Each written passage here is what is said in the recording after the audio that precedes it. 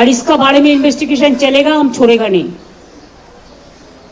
Thank you so much. অনেক করেছে যারা কথা শুনছে না, বারবার বলা হচ্ছে এই বাড়িটার ড্যামেজ আছে, আপনারা চলে যান প্লিজ, ছেড়ে দিন, নোটিশ দিচ্ছে কর্পোরেশন থেকে, কিন্তু কেউ যদি না শুনে আমি কি গায়ের জোরে ধাক্কা দিয়ে বের করব?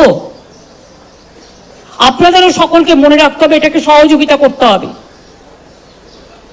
And my humble request will be the others also who are party to it, who are the policy makers and the policy decision makers, they have to see from the humanitarian angle also that there should not, instead of demolish the building for new one, whoever is staying there, they will get the occupation. But occupation means they will occupy their rooms.